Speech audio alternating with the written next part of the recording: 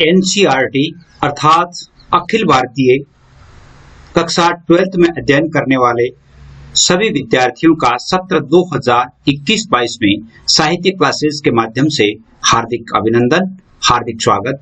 प्रिय विद्यार्थियों, आज का जो वीडियो है, सत्र 2021-22 में आपका पाठ्यक्रम क्या रहेगा कक्षा 12th के लिए, इस पाठ्यक्रम परिचर्चा के लिए यह वीडियो बनाया गया है।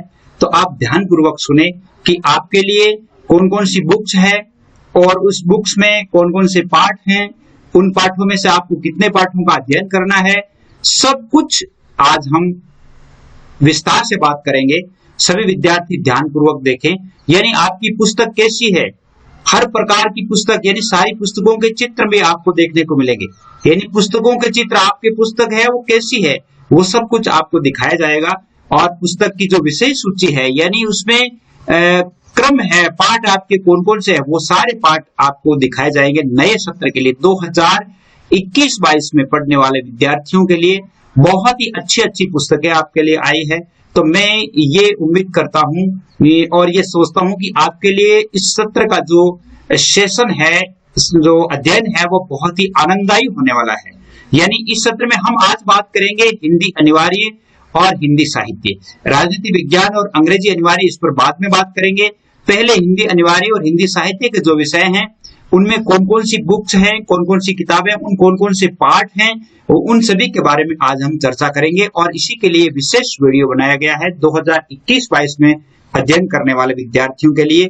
तो अपन देखते हैं कि आपके यहाँ पर, यानी अपने साहित्य क्लासेस से 2017-18 से लेकर के हिंदी कंपलसरी, हिंदी साहित्य, राजनीति विज्ञान और अंग्रेजी अनिवार्य, इन सभी विषयों के अच्छी कक्षाएं जो है वो अपलोड की जाती है। और इस साल भी आपके लिए इन चारों विषयों की कक्षाएं, और इसके साथ साथ हिस्ट्री कक्षा जो है, हिस्ट्री का जो वीडियो है वो भी अपलोड करने का विचार है। इसके साथ साथ जियोग्राफी के लेसन्स है वो भी अपलोड करने पर विचार चल रहा है। लेकिन ये जो चार विषय हैं, इनके तो निश्चित रूप से आएंगे ही। इसके साथ साथ हिस्ट्री और ज्योग्राफी जो है वो भी शुरू करने का विचार किया जा रहा है। उस पर हो सकता है कि शुरू कर दिया जाए। तो मैं समझता हूं कि सबसे पहले हम बात करते हैं हिंदी अनिवार्य की। तो हिंदी अनिवार्य में आपके लिए कौन कौन सी बुक्स है, देखिए। सबसे पहले आपने 11th कक्षा में पढ़ी होगी आरोह भाग फर्स्ट, 11th में आपने आरोह भाग फर्स्ट पढ़ा होगा। तो अब हम पढ़ेंगे आरोह भाग 2। आरोह भाग 2 हिंदी में आपके लिए कौन कौन सी बुक्स है, देख ले। एक तो आरोह है, एक वितान भाग 2 है, और एक आपके व्याकरण है। तो 3 बुक्स है वो आपके लिए कंपलसरी में चलेगी। अब हम आरोह जो है ये आधार बुक है, यानी सभी के लिए है, चाहे कॉमर्स का है, चाहे साइंस का है, चाहे आर्ट्स का है, चाहे किसी भी फैकल्टी का है। और एनसीईआरटी के लिए, यानी संपूर्ण भारत में चलने वाली बुक्स है। संपूर्ण भारत में अभी यही पाठ्यक्रम है, वो हिंदी 12th के लिए यही होगा। तो गद्य खंड में आपके लिए कौन कौन से पाठ है, देखिए। इसमें पद्य खंड और गद्य खंड 2 है। अपन पद्य खंड में पहले बात कर लेते हैं। पद्य खंड में आपकी जो ये पुस्तक है, इसमें देखिए सबसे पहले आपके हरिवंश राय बच्चन, और इसकी एक कविता है आत्म परिचय और एक गीत। ये 2 कविताएं आपको पढ़नी है, बहुत ही अच्छी कविताएं हैं। इसके बाद आलोक धनवा की लिखी हुई है पतंग। इसके बाद आपके कुंवर नारायण की कविता लिखी हुई है कविता के बहाने बात सीधी थी पर। रघुवीर सहाय की एक कविता है कैमरे में बंद अपाहिज। और गजानन माधव मुक्तिबोध की कविता है सहर्ष स्वीकारा है। शमशेर बहादुर सिंह की कविता उषा कविता है। ये कविता अपने सत्र 2020-21 के विद्यार्थियों ने भी पढ़ी थी और बहुत अच्छी कविता है। सूर्यकांत त्रिपाठी निराला की कविता है बादल राग, वो हम पढ़ेंगे। और तुलसीदास के तो ये मान लो कि बहुत ही अच्छी, यानी कवितावली के उत्तरकांड से कुछ पद्यांश लिए गए कवितावली में से, और कुछ है लक्ष्मण मूर्छा और उसका विलाप, और ये रामचरितमानस से लिया गया है। बहुत ही अच्छी, यूं कह सकते हैं कि बहुत ही अच्छा पाठ है। अपन अध्ययन करेंगे और जल्दी ही अध्ययन भी शुरू कर दिया जाएगा। और 9वां पाठ आपके काव्य का होगा, वो होगा फिराक गोरखपुरी का, जिसमें रुबाइयां होगी, गजल होगा। गजल और रुबाइयां होगी। गजल से हम परिचय करेंगे, रुबाइयां क्या है इससे हम परिचय करेंगे। ये बाद में वीडियो बनाया जाएगा, रुबाइयां क्या है, गजल क्या है, यानी ये भी एक काव्य की विधा है। 10वां पार्ट आपके होगा उमा शंकर जोशी का, जिसमें कविता होगी आपके छोटा मेरा खेत और बगुलों के पंख। ये कविताएं आपके काव्य खंड का भाग है। गद्य भाग में आपके देखिए कौन कौन सी है। गद्य भाग में आपके हैं माधवी वर्मा का एक पाठ लिखा हुआ भक्तिन। माधवी वर्मा, ऐसा कोई सिलेबस नहीं जिसमें महादेवी वर्मा ना हो, तो महादेवी वर्मा के एक भक्तिन जो पाठ है, गद्य है, बहुत ही अच्छा है, उस संस्मरण को हम पढ़ेंगे। जैनेन्द्र कुमार का बाजार दर्शन, जो कि पिछले साल भी था और इस साल भी है। धर्मवीर भारती का काले मेघा पानी दे, ये भी बहुत अच्छा पाठ है। फणीश्वर नाथ रेणु, जो कि एक आंचलिक के लेखक के रूप में जाने जाते हैं, उनकी एक कहानी है पहलवान की ढोलक, बहुत ही अच्छी कहानी है। और विष्णु खरे, जो चार्ली चैपलिन यानी हम सब चार्ली चैपलिन पर इन्होंने अपना एक विचार लिखे हैं, उससे हम रूबरू होंगे। रजिया सज्जाद जहीर बहुत ही अच्छी उर्दू की लेखक है, इनकी कहानी है नमक, और ये नमक जो कहानी है बहुत ही अच्छी कहानी है दोस्तों, ये आप पढ़े, विद्यार्थियों आप पढ़ें। हजारी प्रसाद द्विवेदी का पिछले साल भी हमने पढ़ा था और इस साल भी पढ़ेंगे, शिरीष के फूल, ये पहले भी था अब भी है। बाबा साहेब अम्बेडकर, उनकी हम ये पाठ पढ़ेंगे, श्रम विभाजन और जाति प्रथा, मेरी कल्पना और आदर्श समाज, बहुत ही अच्छे पाठ है, यानी 1 से लेकर के 18 पाठ हैं आपके। और पहली पुस्तक है आपके आरो, आरो में है।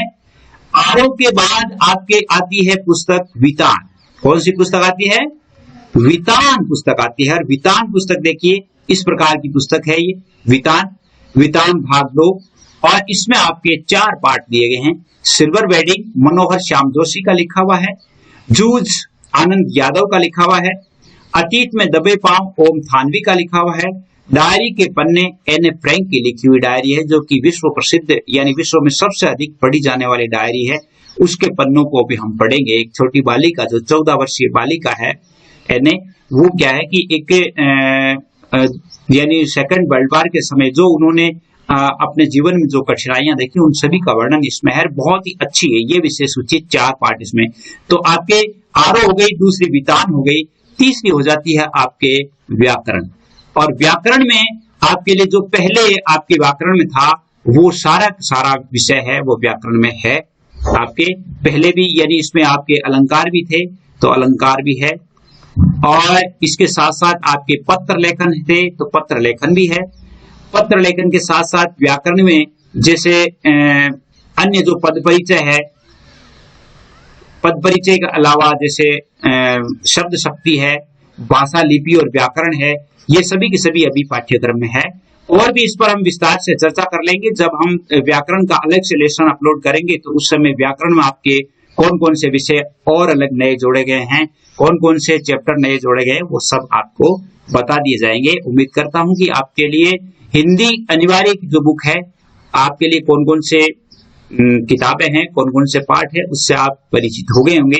अब हम चलते हैं हिंदी साहित्य के लिए, और हिंदी साहित्य की बुक आपकी इस तरह की बुक है अंतरा। पहली बुक है आपके अ का अंतरा, अंतरा भाग 2। दूसरी है अंतराल, अंतराल भाग 2। तीसरी है आपके अभिव्यक्ति और माध्यम, अभिव्यक्ति और माध्यम। इसके अलावा चौथी आपके है काव्य शास्त्र। चौथा क्या है? काव्य शास्त्र। तो 4 प्रकार की बुक्स आपके होगी हिंदी साहित्य के लिए। हिंदी साहित्य में अंतरा जो है, अपन देखते हैं कि अंतरा में कौन कौन से पाठ है। बहुत ही अच्छी किताब है, और इसमें तो अंतरा जो है, इसमें कितने अच्छे पाठ है। देखिए अंतरा में पहला देखिए कविता खंड, आधुनिक कविता खंड में जयशंकर प्रसाद की कौन कौन से गीत हैं। एक तो देवसेना का गीत और एक कार्नेलिया का गीत, ये पढ़ेंगे। सूर्यकांत त्रिपाठी निराली, यानी सूर्यकांत त्रिपाठी निराला जो है, इसके 2 कविताएं हैं इसकी, गीत गाने दो मुझे, सरोज स्मृति। सरोज उनकी पुत्री थी जो अश्वमेध चल बसी थी, उनकी स्मृति में उन्होंने जो कविता लिखी थी, उस कविता से हम रूबरू होंगे। बहुत ही अच्छी और सुंदर, और यूं कह सकते हैं कि याद करने वाली कविता है। इसके बाद अज्ञे की जो कविता है वो है, यह दीप अकेला, मैंने देखा एक बूंद। दो कविताएं हैं। केदारनाथ सिंह की है आपके बनारस और दिशा। विष्णु खरे की कविता है एक कम और सत्य। और रघुवीर सहाय की कविता है बसंत आया और तोड़ो। ये रघुवीर सहाय की है। प्राचीन साहित्य में से तुलसीदास में भारत और राम का प्रेम है और तुलसीदास के पद हैं। तुलसीदास के पद है विनय पत्रिका में, कवितावली में से, गीतावली में से, इनमें से पद लिए गए हैं। और भरत राम का प्रेम है, ये भी हम पढ़ेंगे। रामचरितमानस का एक अंश है, बहुत ही अच्छा अंश है। मलिक मोहम्मद जायसी का हम बारह मासा पढ़ेंगे। मलिक मोहम्मद जायसी की जो मुख्य नायिका है, यूं कह सकते हैं कि पद्मावती, और पद्मावती के अलावा नागमती जो है, नागमती का 12 मासा जो है, यानी 12 महीनों में उन्होंने, जब उनके राजा रतन सेन जब उन्हें छोड़ करके चले गए थे, तो नागमती ने किस प्रकार उन्होंने 12 महीने निकाले, उन 12 महीनों का वर्णन है। उसमें उन्हें कौन कौन सी वीर व्यथा झेलनी पड़ी, वो सब है। विद्यापति के पद हम पढ़ेंगे। केशवदास में रामचंद्रिका में से कुछ चैप्टर लिए गए। रामचंद्रिका जो है एक, यूं कह सकते हैं कि रामचंद्रिका श्री रामचंद्र के जीवन पर भी आधारित है, और यूं कह सकते हैं रामचरितमानस का ही या रामायण का ही एक अंश है, जिसमें उन्होंने नए ढंग से प्रस्तुत करने का प्रयास किया गया है। गणानंद के सवैये पढ़ेंगे, गणानंद के सवैये पढ़ेंगे, बहुत ही अच्छे अच्छे हैं। अब ये तो था आपके पद्य खंड। पद्य खंड के अलावा आपके गद्य खंड में देखिए, गद्य खंड में रामचंद्र शुक्ल का लिखा हुआ है प्रेम घन की छाया स्मृति, ये गद्य भाग है। पंडित चंद्रधर शर्मा गुलेरी की लिखी हुई सुमिरनी के मन के। ब्रजमोहन व्यास जिसका कच्चा चिट्ठा बहुत ही अच्छा है। फणीश्वरनाथ रेणु का एक समधिया पाठ है, बहुत ही अच्छा पाठ है।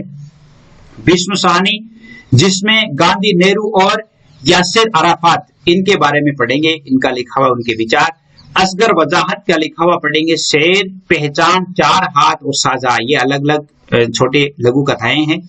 निर्मल वर्मा की लिखेंगे जहां कोई वापसी नहीं, बहुत ही अच्छा लेख है। रामविलास शर्मा यथास्म रोचते विश्वम, ये उनका जो निबंध है वो हम पढ़ेंगे। ममता कालिया का लिखा हुआ पढ़ेंगे दूसरा देवदास, ये बहुत ही अच्छी कहानी है, यूं कह सकते हैं कि वेरी इंपॉर्टेंट कहानी है। हजारी प्रसाद द्विवेदी जी का लिखा हुआ एक निबंध है कुटज, और ये बहुत ही अच्छा निबंध है, ललित निबंध है। इस निबंध को हम पढ़ेंगे। जल्दी ही आपके लिए ये किताबें यानी ये पाठ है वो शुरू कर दिए जाएंगे। आपके लिए जो पाठ है वो शुरू कर दिए जाएंगे। ये तो था आपका अंतरा। अंतरा के बाद में आपकी दूसरी पुस्तक कौन सी है? अंतराल। कौन सी पुस्तक है? अंतराल। तो अंतराल पर चलते हैं अपन। अंतराल में क्या है ये देखिए, आपकी अंतराल पुस्तक इस प्रकार की है। अंतराल जो कि बहुत ही अच्छा, देखो सुंदर चित्र है, सुंदर चित्रण के साथ साथ बहुत ही अच्छा जो आउटलुक है इस किताब का, जो लुक है देखने का, यानी ऊपर का जो ऊपरी पृष्ठ है बहुत ही सुंदर है। इसमें देखिए अंतराल में कौन कौन से पाठ है। अंतराल में आपके पाठ है 4 पाठ है, और इसमें पहला पाठ है प्रेमचंद का लिखा हुआ सूरदास की झोपड़ी। तो इतना मार्मिक पाठ है, ये आप सोचने को मजबूर हो जाएंगे कि प्रेमचंद ने ऐसा पाठ कैसे लिख दिया, यानी किस प्रकार लिखा उन्होंने, उनकी लेखनी को आप नमन करेंगे। उसके बाद है संजीव आरोहण, यानी संजीव का लिखा हुआ आरोहण, और विश्वनाथ त्रिपाठी का लिखा हुआ बिस्कोहर की माटी, ये भी बहुत अच्छा और सुंदर एक यात्रा निबंध है। और इसके बाद अपना मालवा खाऊ उजाड़ू सभ्यता में प्रभास जोशी का लिखा हुआ पाठ है, और इनके लेखक परिचय भी हम पढ़ेंगे कि ये जो चारों लेखक है वो कौन कौन से हैं, कैसे हैं। तो 2 बुक्स हो गई। तीसरी बुक मैंने आपको बताई थी आपके लिए अभिव्यक्ति और माध्यम। अभिव्यक्ति और माध्यम आपके लिए ऐसी पुस्तक है, देखिए इस प्रकार का लुक है इसका, अभिव्यक्ति और माध्यम। और 11 और 12 के लिए, यानी ये 11वीं, कुछ पाठ 11वीं के लिए, कुछ पाठ 12वीं के लिए हैं। तो दोनों हम देख लेंगे कि कौन कौन से पाठ 12वीं के लिए हैं। इसमें देखिए लगभग जो यानी इसमें भी अलग अलग है, जैसे 3 इकाई है, इसमें 3 इकाइयां हैं। 3 इकाइयों में से जैसे इसमें से 2 पाठ 11th के लिए हो गए, इसमें से 2 पाठ 11th के लिए हो गए, और इसमें से 1 पाठ 11th के लिए हो गए। यानी इसमें से जो 16 पाठ है, इनमें से 8 पाठ तो 11th के लिए हैं, 8 पाठ 12th के लिए हैं। अब पाठ कौन से देखिए, जनसंचार, माध्यम और लेखन, ये आपके लिए होगा। जनसंचार, पत्रकारिता, विभिन्न माध्यमों के लिए लेखन। जैसे पिछले साल अपने एक समाज सेतु किताब थी, समाज सेतु जैसी ही किताब है। कैसे बनती है कविता, कैसे बनती है, नाटक कैसे लिखा जाता है, नाटक लिखने का व्याकरण क्या होता है वो हम पढ़ेंगे। कहानी कैसे लिखते हैं, डायरी कैसे लिखते हैं, कथा पटकथा कैसे लिखी जाती है, कहानी का नाट्य रूपांतरण कैसे होता है, और रेडियो नाटक कैसे बनाया जाता है, यानी अप्रत्याशित विषयों पर हम लेखन पढ़ेंगे। कार्यालय लेखन और प्रक्रिया में देखिए इसमें जो 11-12 के लिए, जैसे ये 11वीं के लिए ये पार्ट, ये भी 11वीं के लिए है, बाकी ये तीनों 12वीं के लिए है। देखिए इसमें से 11वीं के लिए डायरी की पन्ने ये 11वीं के लिए है और कथा पटकथा ये 11वीं के लिए है। तो इसमें से 2 पार्ट, 9वां और 10वां आपके नहीं होगा, 6, 7, 8 हो जाएगा इसमें से। इसके अलावा देखिए आपके ये जो कार्यालय लेखन ये 11वीं के लिए है और 15वां भी 11वीं के लिए है, 16वां है ये भी 11वीं के लिए। तो ये जो है ये तो आपके लिए नहीं पढ़ने, इसमें से 12वीं के लिए, बाकी 11, 12, 13 ये आपको 12वीं के लिए पढ़ने हैं। तो यूं कह सकते हैं कि आपके लिए 3, 4, 5 3 पार्ट, तो ये 3 पार्ट 6 और 3 यानी लगभग 8-9 पार्ट आपको पढ़ने हैं। इसमें से बहुत ही अच्छे अच्छे पार्ट हैं, हम रूबरू होंगे। इसके अलावा आपके होगा काव्य शास्त्र। काव्य शास्त्र में आपके लिए क्या क्या होगा, देखिए आपके लिए अलंकार आपको पढ़ना होगा, छंद आपको पढ़ने हैं, इसके अलावा काव्य गुण और काव्य दोष पढ़ने हैं, काव्य गुण, काव्य दोष। इसके अलावा काव्य की वृत्तियां रह सकती है, इस साल वृत्तियां शामिल की जा सकती है। और जैसे आपके रस है वो आपके 11th क्लास में आ गए हैं। और भी जो भी जोड़ा जाएगा काव्य से संबंधित वो हम और देखते रहेंगे। काव्य शास्त्र मैं यूं सोचता हूं कि काव्य शास्त्र एक हिंदी साहित्यिक विद्यार्थी को अच्छी तरह से आना चाहिए। उम्मीद करता हूं आपके लिए दोनों किताबों का जो पाठ्यक्रम रहा, इसमें कौन कौन सी बुक्स है वो सब आप जान गए होंगे।